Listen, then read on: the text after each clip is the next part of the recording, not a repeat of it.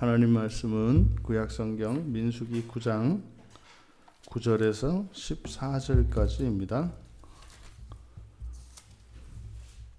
우리 같이 한 목소리로 함께 읽겠습니다. 여호와께서 모세에게 말씀하여 이르시되 이스라엘 자손에게 말하여 이르라.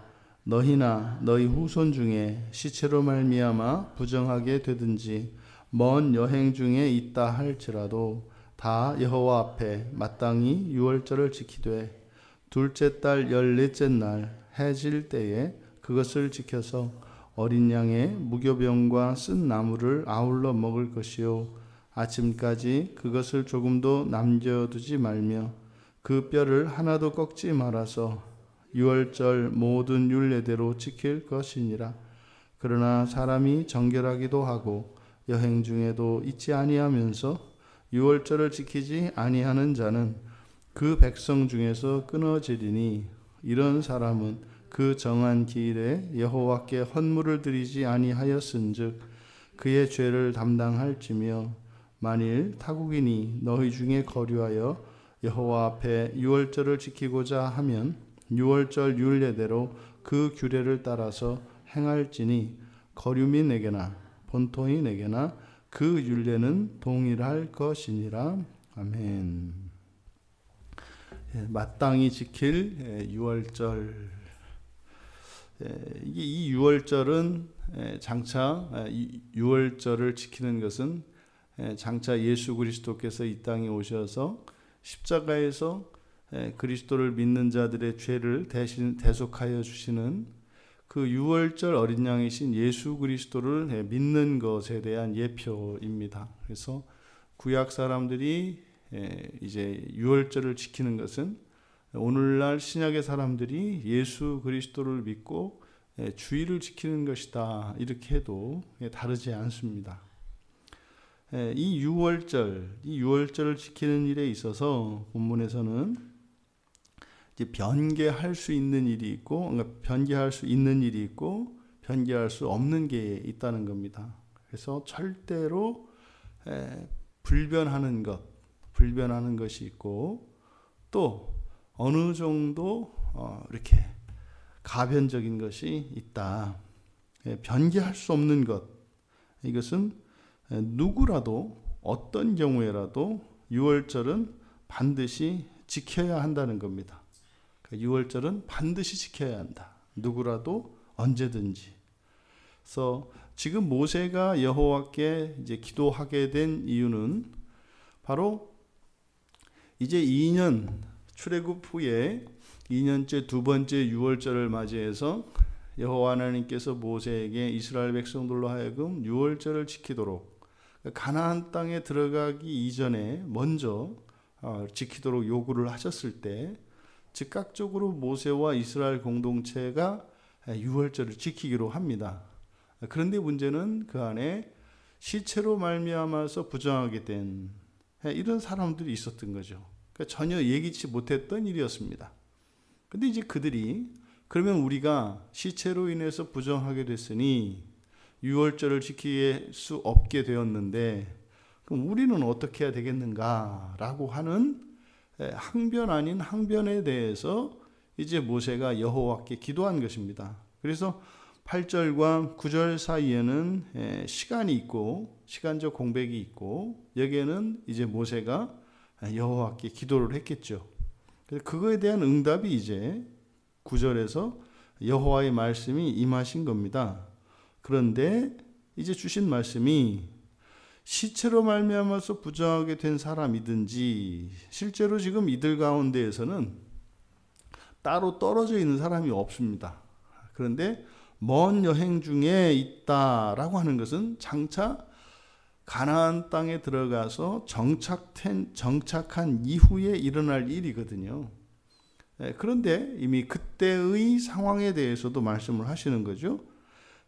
먼 여행 중에 있다 할지라도 그러니까 이것은 멀리 여행을 갔다가 뭐 그때 이제 앞으로 일이겠습니다만 여행을 갔다 할지라도 유월절을 분명히 염두에 두고 떠났을 텐데 유월절 이전에 도착하지 못하는 불의의 사고를 당한 이런 경우를 말하겠죠. 그런 경우라 할지라도 마땅히 유월절을 지켜야 한다는 겁니다. 이렇게 말씀을 하시고 나서 이제 11절에서 이제 둘째 달, 한 달 늦추어서죠. 한 달 늦추어서 둘째 달 14째 날 해질 때 지키면 된다. 하지만 어쨌든 늦춰서라도 이 유월절은 반드시 지켜야 한다는 것이고, 또 그렇게 한 달을 늦췄다고 해서 유월절의 규례를 또 약식으로 지킬 수 있는 것이 아니라 반드시 정해진 대로 지켜야 한다는 겁니다. 14째 날 해질 때에, 그러니까 14일 저녁 해질 때에 유월절 어린 양을 잡고 무교병과 함께, 그리고 쓴나물을 함께 먹습니다. 그리고 반드시 이것은 아침까지 남기지 말고 먹어야 되고, 그리고 뼈도 일절 꺾어서는 안 됩니다. 이것은 그러니까 지켜야 될 그 규례는 반드시 지켜야 한다. 만약에 그것을 지키지 않는 경우에는 그 백성 중에서 끊어진다라고 이야기를 합니다. 그런데 이렇게 끊어지는 이유, 정한 기일에 여호와께 헌물을 드리지 아니하였기 때문에 그 죄를 담당할 것이다. 실제로 유월절 어린 양은 가족, 심지어는 이웃에 있는 여러 가족이 함께 잡기도 합니다. 양이 많을 경우에는 분명히 이것을 그냥 잡는 게 중요한 것이 아니라 유월절 어린 양을 잡아서 문설주에 피를 바르되 그 고기를 반드시 아침까지 다 먹어야 되기 때문에 양을 나누어 먹을 수도 있습니다. 또 거류민들도 이방인들도 이렇게 먹을 수 있는 것이죠. 그런데 그 유월절 어린 양을 잡는 것을 결국을 잡아서 자신들이 먹는 것인데, 그래서 헌물을 드리지 아니하였다 이렇게 얘기합니다. 그럼 실제로 하나님께 드리는 것은 문설주에 부르는 그 피이고, 고기는 이들이 먹습니다. 그러니까 피를 바르지 않으면 이렇게 되는 거죠. 피를 바르지 않으면 그 죄를 담당하게 될 것이다. 이 네 가지는 유월절은 반드시 지켜야 하고, 늦춰질지라도 정해진 대로 지켜야 하고, 그리고 지키지 않는 자는 백성 중에서 끊어질 것이고, 정한 기일에 헌물을 드리지 않으면 그로 인해서 죄를 담당하게 된다는 것, 이것은 변개할 수 없는 겁니다. 그런데 이제 가변적인 것은, 바꾼 것은 날짜죠. 한 달을 늦춰주셨죠. 그래서 첫째 달 대신 둘째 달에 지키도록 합니다. 그러니까 이 지키는 날에 있어서는 하나님께서 이렇게 유연한 태도를 유연하게 선택할 수 있도록, 늦춰서 할 수 있도록 기회를 열어주신 것입니다. 하지만 이 기회를 열어주신 이것도 사실상 정해진 한에서 그렇게 되는 거죠. 그럼 둘째 달이 안 되면 셋째 달도 되고 넷째 달 되는 것이 아니라 선택의 여지가 있는 것이죠. 이 선택의 여지를 둔 것은 하나님의 말씀이 거룩하지 않기 때문이 아니라, 이 세상이 죄가 들어온 뒤로 우리들이 의지적으로 그 죄를 극복하고 이길 수도 있겠습니다만, 우리들이 그 죄에, 또 죄라고 하는 것은 우리 내면의 죄뿐만 아니라 이런 환경적인 돌발 상황들을 포함하는 것입니다. 여기에 이제 우리가 어찌할 수 없는 불가항력적이 일어날 때, 그럴 때는 한 번 더 기회가 주어지는 것이죠.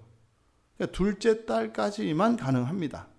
하지만 6월절 그 달과 1월 달과 그 다음에 2월 달, 둘째 달, 첫째 달과 둘째 달, 이렇게 우리가 선택적으로 지킬 수는 있습니다. 그러니까 둘 중에 하나는 반드시 지켜야 하는 거죠.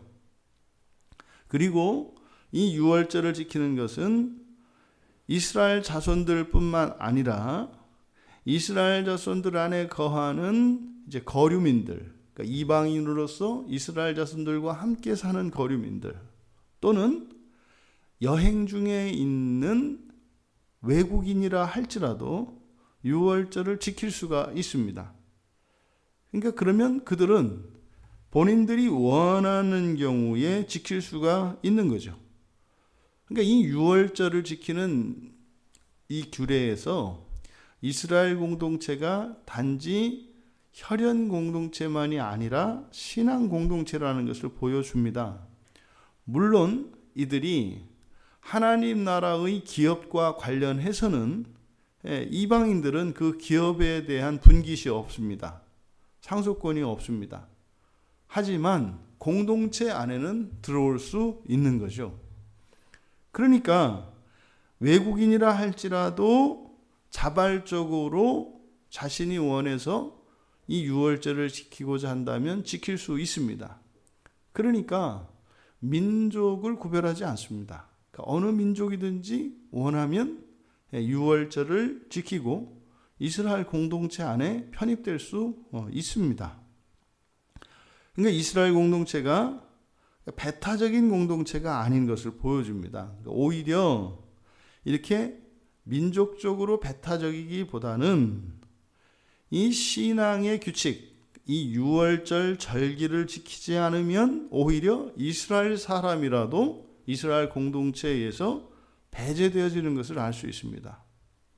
그러니까 오히려 이 이스라엘 공동체는 혈연 공동체적인, 그러니까 아브라함의 자손으로서 하나님 나라의 기업과 관련해서는 아브라함의 자손들이라고 하는 이런 혈연적인 의미를 갖습니다.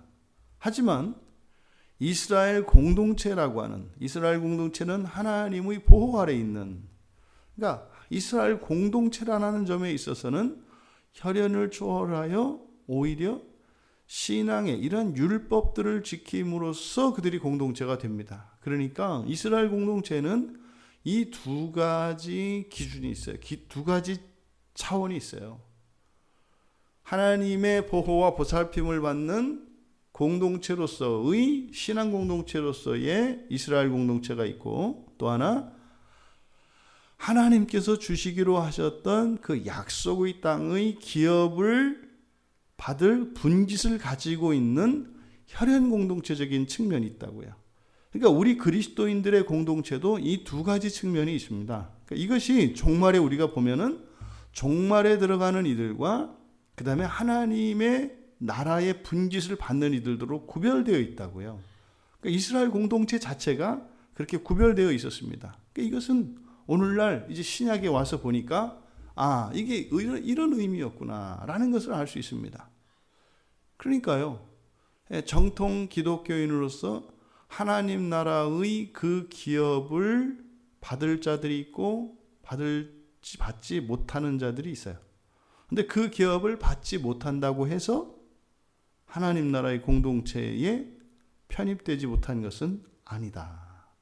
그러니까 분깃이 없는, 그러니까 하나님 나라의 기업에 참여하지 못하는 그리스도인들도 있다는 것이죠. 이게 이 종말과 재림으로 그대로 신약의 이 종말에 대한 계시와 맞아 떨어지는 겁니다. 우리가 이 유월절을 지키는 이것은 곧 예수 그리스도를 믿는 일이다, 이렇게 말씀을 드렸습니다. 그러면 반드시 변개할 수 없는 정해진 대로, 그리고 정해진 기간에 최소한 둘째 달에는 지켜야 됩니다.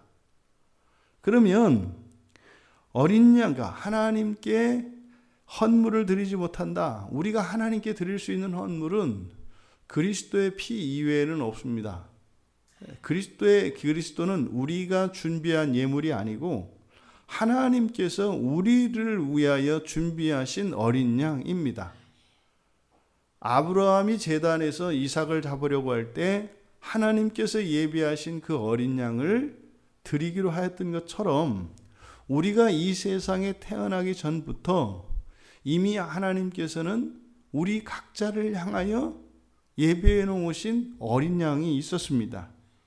그걸 또 우리가 잡는 것이 아니라 이미 우리의 경우에는 2000년 전에 그 제사가 드려졌습니다. 그래서 예수 그리스도를 믿는 그 일로 우리는 유월절에, 구약의 백성들이 유월절에 어린 양을 잡아서 그 어린 양의 피를 운설주에 바르고, 그리고 어린 양을 먹는 겁니다. 어린 양을 먹는 것이 오늘날 우리들에게는 성찬입니다. 성찬으로 떡과 포도주를 통해서 유월절 어린 양을 기념함으로써 직접 구약의 백성들이 유월절 어린 양을 잡고 먹고 피를 바르는 것을 대신하는 겁니다. 영적으로. 그래서 성찬은요, 예배 가운데 있는 이 성찬은 우리들이 목숨을 걸고서라도 지켜야 하는 것입니다. 왜요? 끊기기 때문입니다. 여러분, 우리가 지키는 이 성찬은 그냥 형식이 아닙니다. 그러니까 왜 그 구약에 정말 막강한 권력을 가지고 있는 그 황제들조차도 이 성찬 때문에 그렇게 벌벌벌 떨면서 꼼짝을 못했는가 하면은 바로 성경의 가르침 때문인 것입니다. 그러니까 오늘날 우리들이 이 성찬에 대하여 가지고 있는 우리들의 생각이 얼마나 무모하고 어리석은 것이고 얼마나 왜곡되었는가 하는 것을 가르쳐 줍니다. 근데 이게요, 그냥 뭐 아무 때나 이렇게 할 수 있는 것이 아니라 딱 2번이에요. 첫째 딸과 둘째 딸입니다. 그러면 우리들에게 첫째 딸과 둘째 딸, 뭐 이것은 뭐 1번, 2번, 그럼 뭐 성찬을 1번, 2번, 뭐 이런 의미가 아니겠죠. 이 어린 양을 잡아서 먹는데 그 밤중에 다음 날까지 먹을 수 없습니다. 그러니까 이것은 반드시 아침까지 먹어야 합니다. 그러니까 이 아침이 의미하는 바는 새날을 의미하죠. 그러니까 죽기 전까지는 반드시 우리가 예수를 믿고 세례를 받고 성찬에 참여해야 하는 것입니다. 그러니까 둘째 달 14일에 한 달 늦춰서 이렇게 하는 경우라면 사실상 이거는 뭐 죽기 전에 마지막 순간 뭐 이렇게 이야기할 수 있지 않겠습니까? 물론 예외적으로 하나님께서 구원하시는 것에 대해서는 우리가 막을 수 없습니다. 하지만 확실한 것에 대해서는요, 반드시 우리는 살아생전에 예수를 믿고 성찬에 참여해야 된다는 사실입니다. 언제까지요? 죽기 전까지요. 그러면 그렇게 안 하면 뭐 딱 나오는 게 이제 강도죠. 예수님 우편에서 죽은 강도, 뭐 이런 사람이죠. 그리고 실제로 이스라엘이 가나안 땅에 정착하고 난 뒤로 유월절을 지킨 기록이 그렇게 없습니다. 그들에 관한 부분들이죠. 그럼 어떻게 된다 했어요? 끊긴다 그랬습니다. 끊긴다라고 하는 것은 뭐 아브라함 자손이 유월절을 지키지 않았으니까 아브라함 자손이 아니다, 이런 의미가 아니죠. 이것은 정결의 기간이 있는 것을 의미하는 것입니다. 우리가 우리들의 신앙생활에 대해서 우리가 심각하게 생각해 보아야 하는 것이 이것입니다. 우리의 신앙생활에는 변개할 수 없는 근본 조항이 있고 가변적인 이렇게 부수적인 조항들이 있습니다. 하지만 이 부수적인 조항이라는 것도 하나님께서 정해주신 그 테두리 안에서 유연성을 갖는 것이고 선택성이 있는 것이지 우리가 임의대로 정해서 되는 것이 아니라는 사실입니다. 반드시 이렇게 가변적인 것조차도 반드시 지켜져야 하는 것이죠. 여기서 이런 신앙의 의무들이 무조건적이지 않다라고 하는 이것이 타 종교인들의 입장에서 보면은 이게 말도 안 되는 겁니다. 어떻게 신과 피조물의 관계가 피조물에 의해서 선택이 되어진다는 겁니까? 어떻게 첫째 딸에 지켜도 되고 둘째 딸에도 지켜도 됩니까? 여러분, 만약에 이런 경우 부정하지 않습니다. 먼 곳을 여행 중에 있지도 않습니다. 근데 공동체 안에 머물러 있습니다. 근데 첫째 딸의 14일의 유월절을 지키려고 하다가 나는 다음 달에 부정한 사람들이 유월절 지킬 때 나 지킬 거야. 이것은 허락되는 게 아닙니다. 그런데 우리의 신앙 안에 이런 것이 들어와 있습니다. 이게 들어와 있습니다. 그렇잖아요. 우리가 예배를 드리고 성찬에 참여할 때 불가항력적으로 참여할 수 없는 사람들이 있습니다. 그들에게는 기회가 주어져요. 죽기 전에 어떤 형태로든지 기회가 주어질 것입니다. 두 번째로 지킬 수 있도록 한 달 늦추신 것처럼 지킬 수 있는 기회가 반드시 있을 것입니다. 하지만 스스로 그 기회를 거절한 이들은 그것은 두 번째로 지켜서 될 문제가 아니라는 사실입니다.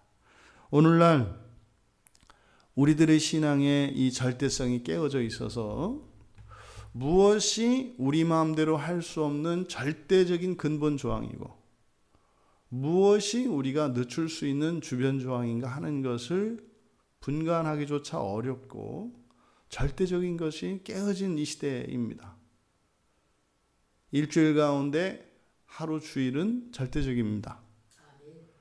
우리가 살아가는 이 세상 모든 일 가운데 우리가 마음대로 할 수 있는 것이 있습니다. 그리고 늦춰서 할 수 있는 게 있습니다.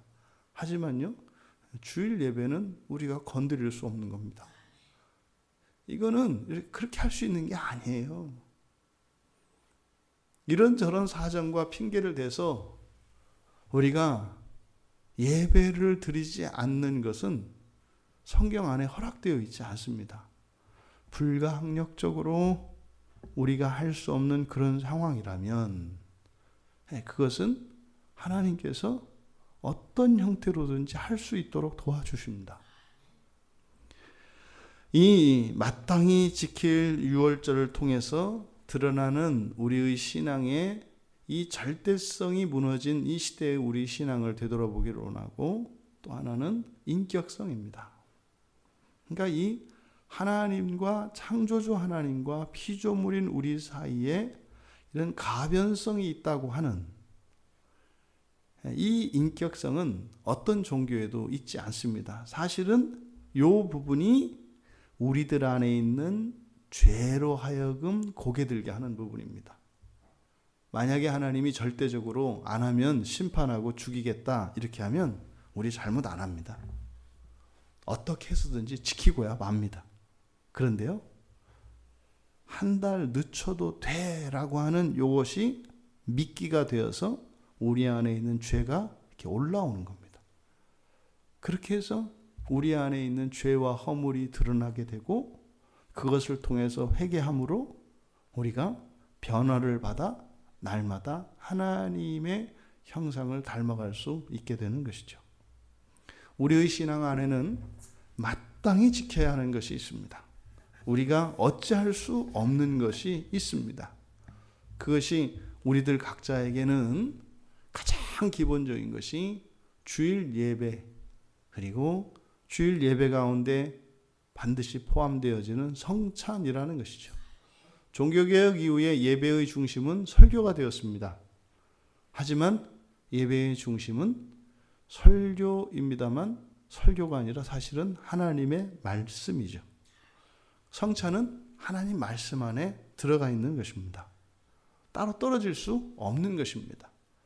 근데 이제 이 성찬이 매주 반복되지 않는 것은 형식화되어지는 그 위험성 때문에, 이 형식화, 우리가 똑같이 자주 그것을 반복하게 되면 우리 안에 있는 이런 죄성은 그것을 형식적으로 생각하고 그 의미와 가치를 잃어버리기 때문에, 이것은 우리들의 신앙의 경험 속에서 횟수를 최대한 자주, 하지만 이것이 형식화되지 않도록 최소화하면서, 그러니까 최소화하되 최대한 많이, 이 빈도를 우리가 조절을 해서 이 성찬의 참다운 의미를, 그리고 그 가치와 유익을 누릴 수 있도록 하는 것이죠. 그래서 이제 우리 교회에서는 한 달에 한 번으로 성찬을 하고 있죠.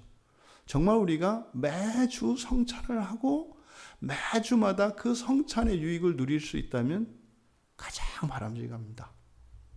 근데 이게 쉽지 않습니다. 쉽지 않습니다.